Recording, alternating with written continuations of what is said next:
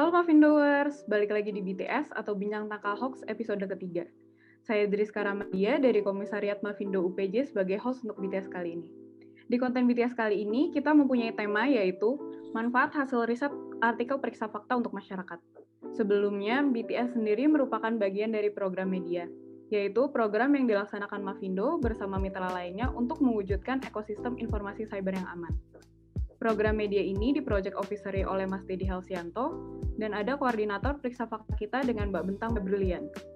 Nah, berkaitan dengan tema kita kali ini, saya sudah ditemani oleh Mbak Irma Garnesia dari tim riset tirto.id. Selamat siang Mbak Irma, apa kabar? Halo Driska, apa kabar? Selamat siang. Iya, sebelumnya terima kasih Mbak sudah menyempatkan waktu untuk hadir saat ini. Ya, sama-sama. Terima kasih juga sudah mengundang saya. Iya, sebelum kita mulai tanya jawab nih Mbak, mungkin Mbak bisa sharing-sharing dulu nih soal Mbak dan riset yang teman-teman di Tirto kerjakan. Oke, nama saya Irma Garnesia, panggilan Irma, dan saya udah bergabung dengan riset Tirto sejak 2018 dan sejak 2019 saya dideploy untuk mengerjakan periksa fakta. Kalau gitu kita langsung ke pertanyaan pertama ya Mbak. Oke. Untuk pertanyaan yang pertama, apa sih Mbak alasan Tirto membuat riset mandiri terkait hoax di tahun 2020 ini? Oke, jadi barangkali saya jelasin dikit dulu ya. Tirto itu emang sering bikin riset mandiri gitu, dan bentuknya biasanya riset jejak pendapat sih. Kayak tema yang biasa kita eksekusi itu macam-macam. Kayak misalnya digital banking yang sekarang lagi berjalan, terus ada juga tentang milenial, pernah juga tentang Gen Z, tentang karhutla dan lain-lain. Sementara riset mandiri tentang Mavindo ini sendiri adalah concern saya ya, karena saya udah lama di periksa fakta, nah terus saya menyukai bidang ini juga. Dan di saat yang sama saya di-approach sama peneliti dari Vkom 4, sebenarnya dosen saya, dan beliau itu mengajak kayak gimana kalau misalnya kita nge-explore ini nih, website Mavindo kan mereka biasanya ngerjain periksa fakta gitu, dan karena saya udah lama juga sebagai fact checker gitu ya, kayak saya mungkin bisa memberikan insight yang lebih baik gitu. Jadi kita mulai nge-scraping website Mavindo dari 2015 sampai 2020 untuk mendapatkan popular naratif apa aja sih hoax yang ada di Indonesia, bentuknya kayak apa, kontennya dibagikan di media sosial apa aja gitu ya, dan terus siapa-siapa aja aktor yang disebutkan dalam hoax ini gitu. Dan dari situ itu sebenarnya bigger picture-nya, dan jadi dari tema penelitian yang sangat besar itu, saya dari Tirto itu mengambil bagian yang kecil di tahun 2020 aja gitu, karena bentuknya riset Tirto itu lebih ke riset populer. Jadi kayak tahun 2020 kira-kira apa aja sih hoaxnya, gimana sih bentuknya gitu. Dan karena ada pandemi virus corona, jadi kayak sangat masuk akal gitu untuk melakukan riset hoax di 2020 gitu. Jadi kayak kita pengen tahu kira-kira hoax tentang pandemi paling banyak nggak ya kira-kira di 2020. Itu sih tujuan awalnya, memasukkan mencaplok sedikit riset yang besar itu untuk Tirto gitu. Kalau berkaitan dengan riset ini sendiri Mbak, ada alasan khusus nggak sih kenapa Mbak memilih untuk mengambil datanya dari data Mavindo? Jadi seperti yang sama-sama kita tahu ya, Mavindo itu lembaga pemeriksa fakta yang udah berjalan lama banget dari 2015, bahkan yang inisiatifnya tuh paling lama gitu di Indonesia gitu. Dan kemudian diikutin akhirnya sama Tirto, sama Tempo, Liputan 6, dan lembaga-lembaga periksa fakta lain yang tergabung ke International Fact Checking Network atau IFCN. Lebih karena lebih lama aja sih, dan pasti udah paling banyak gitu konten yang di bank sama Mavindo gitu. Nah, baik Mbak. Kalau gitu kita langsung aja ke pertanyaan kedua ya Mbak. Gitu. Bagaimana sih Mbak melihat manfaat riset ini untuk masyarakat Indonesia yang tingkat literasinya masih rendah dan ada juga yang sedang? Barangkali kalau dalam kapasitas saya sebagai fact checker gitu ya, kayak riset ini tuh berusaha memberikan insight atau semacam pemetaan gitulah, kayak hoax di Indonesia itu apa aja sih gitu. Dan berdasarkan kesimpulan yang diambil dari riset ini tuh bahwa tiap agenda publik yang terjadi di Indonesia, kayak misalnya pilpres, pilkada gitu, terus apalagi vaksinasi di Indonesia, pandemi virus corona, itu ada aja hoax-nya terus menerus gitu. Dan jadi kayak slide advice aja atau slide suggestion aja, kayak masyarakat mudah-mudahan bisa aware gitu dengan tiap adanya agenda publik yang bisa dijadikan hoax, bisa dipelintir sebagai hoax, mudah-mudahan bisa aware gitu bahwa informasi yang kadang bertebaran di media sosial atau di grup WhatsApp bisa jadi itu sebenarnya hoax gitu sih. Jadi mudah-mudahan lebih aware aja dan kayak enggak sampai bikin bikin kita jadi penyebar hoax misalnya, bikin kita jadi berantem sama anggota keluarga yang lain karena ternyata informasi yang kita tahu itu hoax gitu sih. Ya, semoga masyarakat bisa lebih aware ya Mbak ke depannya. Kemudian kita lanjut ke pertanyaan ketiga. Apa manfaat hasil riset ini untuk para pemangku kepentingan seperti platform media sosial dan pemerintah? Kalau hal ini ya, kalau misalnya pemangku media sosial gitu ya, pemangku kebijakan di media sosial, saya harap dengan setidaknya Tirto udah ngeluarin riset highlight bahwa di tiap agenda publik yang terjadi di Indonesia, yang bisa jadi hoax semuanya gitu ya, mereka itu bisa lebih aware gitu dengan agenda-agenda publik yang ada di Indonesia gitu, dan bisa menerapkan kebijakan yang inklusif gitu untuk Indonesia. Karena ya seperti yang kita tahu bahwa Facebook dan IFCN itu lembaga asing gitu ya, jadi mereka nggak terlalu fokus ke satu negara aja gitu. Misal mereka fokus ke APEC gitu, Asia Pasifik, regional Asia Pasifik, di mana Indonesia juga masuk ke dalamnya gitu. Mereka pun lebih fokus ke negara-negara seperti India, Filipina gitu ya, dan nggak terlalu, atau misalnya Myanmar gitu. Dan menurut saya nggak terlalu fokus ke agenda politik Indonesia kayak pilkada misalnya, atau ya vaksinasi yang terjadi di Indonesia gitu ya. Mungkin bisa karena masalah bahasa juga gitu ya. Itu mungkin salah satu masalahnya, sehingga mereka nggak terlalu fokus membangun kebijakan yang bisa digunakan fact checker Indonesia gitu. Misalnya dashboard Facebook di mana kita bisa memonitoring misinformasi gitu ya, nggak terlalu banyak hoax yang bisa langsung kita dapatkan gitu. Jadi kayak kita harus masukkan kata kunci tertentu gitu. Atau misalnya kita harus lihat monitor dalam waktu yang cukup lama sampai kita bisa dapat konten yang bisa jadi hoax dan bisa kita debunk gitu. Dan mudah-mudahan saya harapkan dengan adanya riset ini bisa berkontribusi sedikit gitu ya, untuk lebih baik lagi memperbaiki dashboardnya Facebooknya sendiri sih gitu. Dan saya harapkan juga dengan adanya riset ini tuh misalnya Facebook itu bisa lebih inklusif lagi terhadap Indonesia gitu. Misalnya ketika dibandingkan India misalnya, negara yang populasinya cukup besar dan sama juga dengan Indonesia, dan masalah-masalah yang terjadi di Indonesia ataupun di India menurut saya juga countless gitu ya, banyak.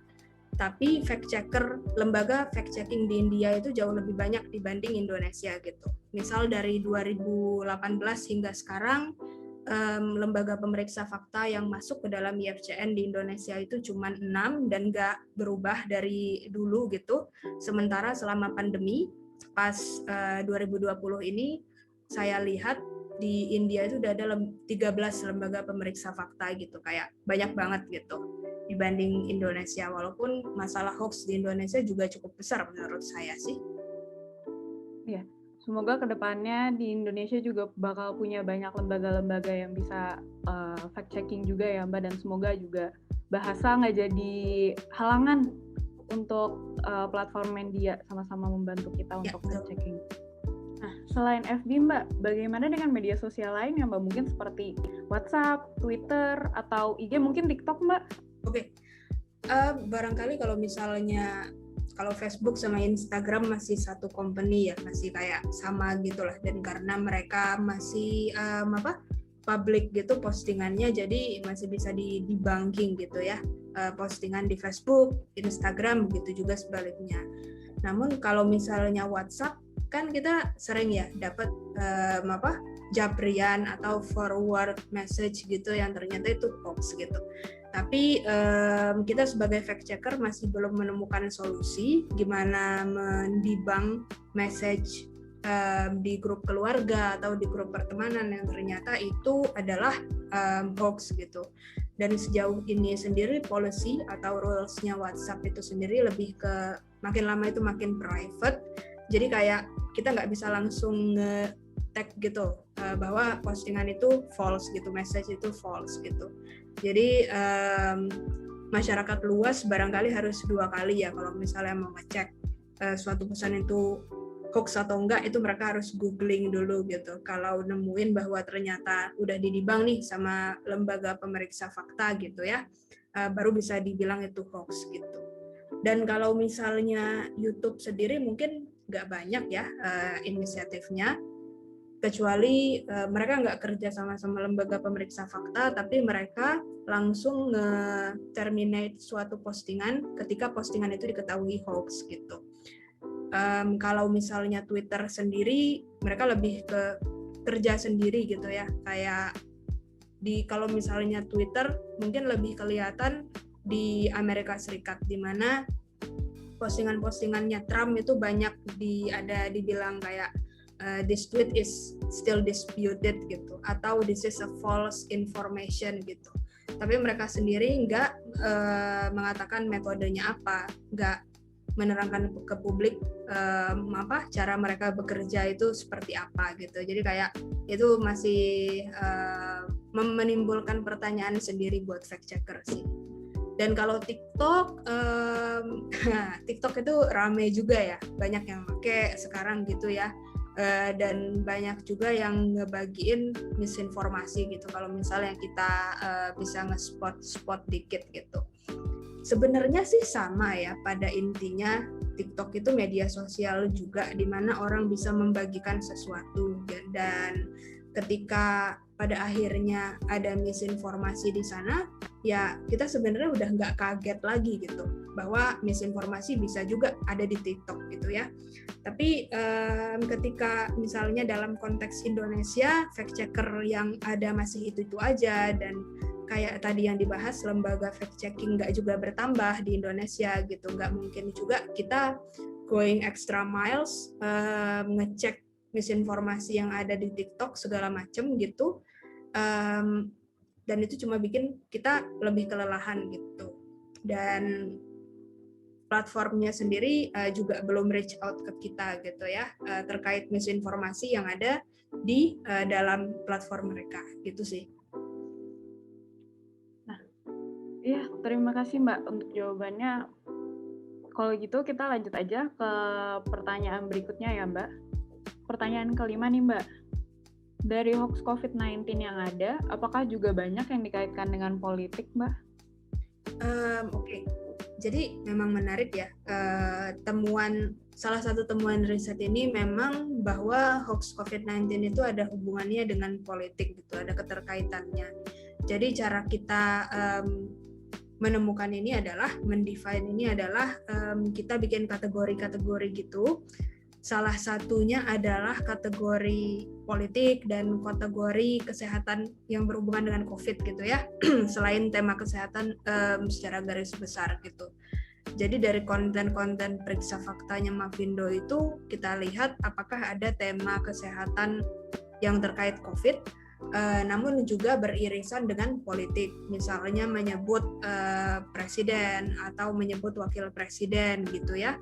Misalnya tuh kayak vaksin yang diberikan ke Jokowi itu bukan vaksin gitu, atau cuman cairan kosong gitu. Itu ya salah satunya. Atau ada juga misalnya tentang vaksin halal atau haram gitu. Nah, ini kita masukkan ke hoax COVID yang berhubungan dengan agama. Jadi kayak kita beri sub tema gitulah. Dan terus ada juga kesehatan COVID yang berhubungan dengan Bill Gates misalnya. Itu kita masukkan ke konspirasi gitu. Nah, terus salah satu juga yang inevitable, yang nggak bisa dihindarkan dari popular naratif tentang hoax di Indonesia itu adalah sentimen tentang China ya. Banyak juga dalam hal ini pandemi COVID-19 misalnya hoax-hoax terkait China itu misalnya yang kayak nge-undermine China gitulah. Kayak misalnya sentimen rasial terhadap China gitu. Terus hubungan antara COVID-19 dengan China karena mereka berlaku tidak adil gitu kepada komunitas Uighur gitu-gitu ya, temanya sendiri gitu. Emang banyak gitu sangkutannya dengan satu dengan yang lain gitu sih. Kalau untuk kategorisasi topik hoax COVID ini sendiri, Mbak, yang dikaitkan dengan politik, ini apakah berdasarkan kategorisasi yang sudah baku atau seperti apa, Mbak? Jadi sebenarnya saya dengan peneliti dari Vkom Unpad itu satu dosen dan satu mahasiswa gitu ya. Kita kayak duduk bareng-bareng terus ngelihat konten-konten periksa faktanya Mavindo, terus kita menentukan gitu kayak mana yang termasuk tema politik gitu, mana yang termasuk agama gitu, sehingga kita come up dengan 7 kategori tema ini gitu. Jadi kayak politik itu adalah hoax yang menyebut tokoh politik, misalnya pemilu dan semua hoax yang berhubungan dengan politik gitu.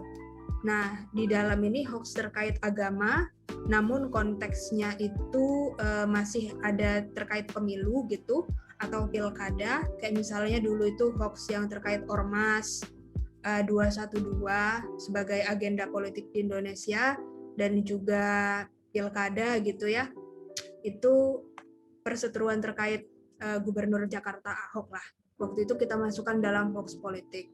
Nah, terus agama adalah hoax yang tema yang kita masukkan dan bersifat non politik, misalnya ditemukan nabi baru di Amerika gitu ya. Dan terus yang ketiga itu ada tema kriminalitas, tindakan yang nggak berkaitan dengan agama atau politik. Ini misalnya kayak ada forward message tentang tilang gitu. Nah, terus ada tentang apa lagi? Begal misalnya gitu ya, yang fear mongering gitu lah, menebar ketakutan gitu. Nah, terus ada tema ekonomi, terus ada tema kesehatan juga, misalnya kayak ditemukan obat HIV dari buah jeruk gitu-gitu. Dan terus ada kesehatan COVID dan topik-topik selain di luar topik-topik utama gitu sih.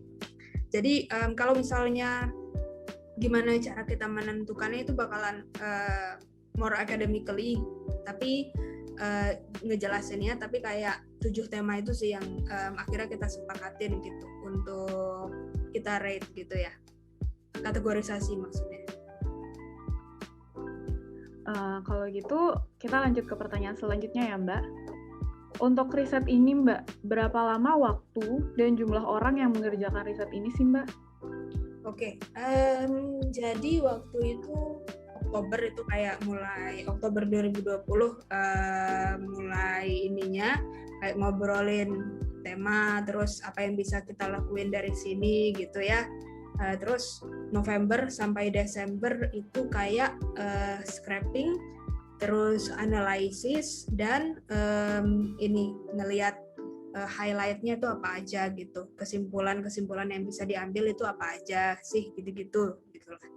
Nah, terus Januari saya mulai bikin artikel pertama ini gitu, dan saat ini kita juga lagi bikin artikel kedua terkait ke inisiatif periksa fakta sendiri sih gitu, di Indonesia maksudnya.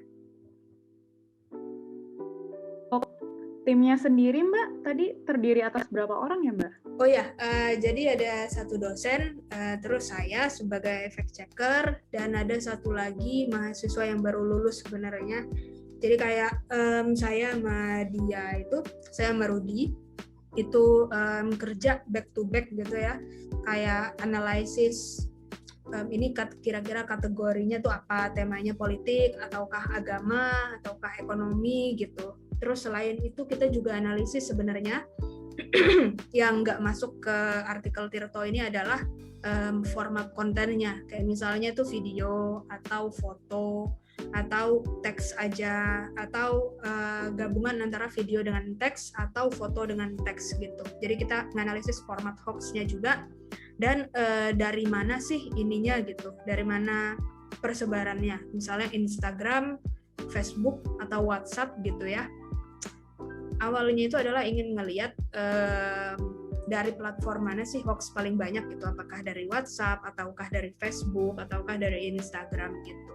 Nah terus kita juga ngerating lagi sebenarnya, yang nggak masuk juga ya ke salah satu ke riset Tirto yang ini adalah apakah hoax-nya itu termasuk false and misleading atau partly false gitu. Karena dulu dari 2015 maksudnya ya, Mavindo itu ngambil ratingnya itu kayak hoax, fitnah, terus ada beberapa macam-macam rating lagi gitu ya yang berusaha kita sederhanakan gitu sih.